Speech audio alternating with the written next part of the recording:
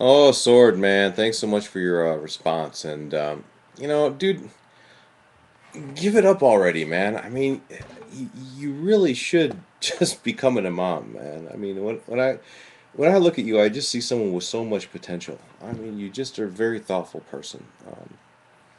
If I could change one thing about Islam in America, I really wish that, we could stand on our own 2 feet a little bit more, right? I mean, we really need a couple of world-class centers of Islamic scholarship here, where so we wouldn't have to import so many imams from the rest of the world, right? I mean, just like we have the thoughtful young men, right? I mean, we have the people who are trying to live the righteous lives and bring it to the next level, right? What we don't have is we really don't have a system of training them to be imams. I don't think enough. I really hope you get the chance to continue your education in any direction that you want to go. Any rate, to your points, man. Actually, yes, I hear you. What you said there, you're absolutely right when you say it's not like these distinctions aren't there. And I went back and listened to my video, and I almost sound like a yoke up there a little bit, right? When he says, there's no such thing as atheist, or there's no such thing as ex-Christian, right? I didn't want to say, there's no such thing as Muslims, right? That's obviously wrong. Yeah, you're right in the way that you're saying it there. Is a much.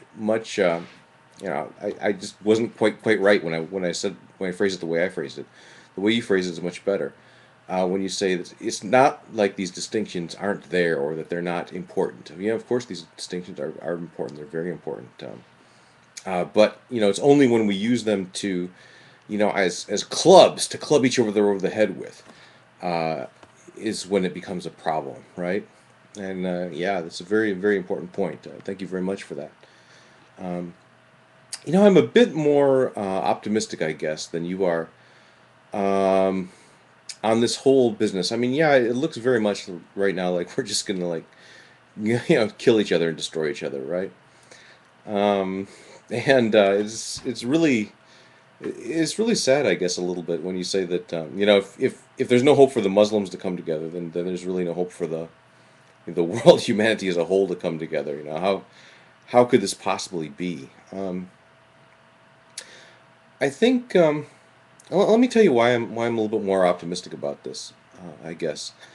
Um, I don't think there's any possibility of the Muslims coming together just on the basis of sheer Muslimhood to do it. And I think Islam itself, remarkably enough, has the answer as to why that is. Right? Here's a story. You talked about you only hear bad stories in our history books about Islam, and it's very true. Here's a story which I wish I would have heard in my history book about Islam, and you already know this story, right? And a lot of my other Muslim subscribers, you've already heard this one. But when the first crusade took Jerusalem, right? The Crusaders they slaughtered every man, woman, and child in the city of Jerusalem, right? They just killed them all. And I'm sure the Islamic world must have been just completely horrified at these European Christian bloodthirsty barbarians, right? That just came and slaughtered every inhabitant, man, woman, and child in the whole city, right? And then when Saladin finally took the city back from the Crusaders, right? What did he do? He didn't do this, right? He did not slaughter every man, woman, and child in the city. He allowed them to pay their ransoms and go back to Europe. And if they were the Latin Christians, and those who couldn't pay their ransoms, he personally paid the ransoms of many of them, and let others go away for free and stuff. And the Greek Orthodox Christians were actually treated better under Saladin than they were treated under the Latin Christians, right? And why is this? Okay, it's because I think Saladin knew something that. that he got from Islam, and we learned this sort of pluralism, right? This is how Europe learned this sort of pluralism. It's from Islam, right? Where is Jerusalem a better city or a worse city if those Christians are there? And Solomon knew it's a better city if those Christians are there.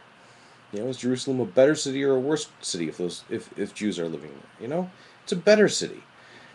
And I think Islam specifically recognizes that you can't build a society on just slaughtering all the infidels, right? The minute the first Crusaders did that, the Crusader states were doomed. I mean, you can't build a society like that, but you can build a society on the sort of pluralism. You can build a culture that way, and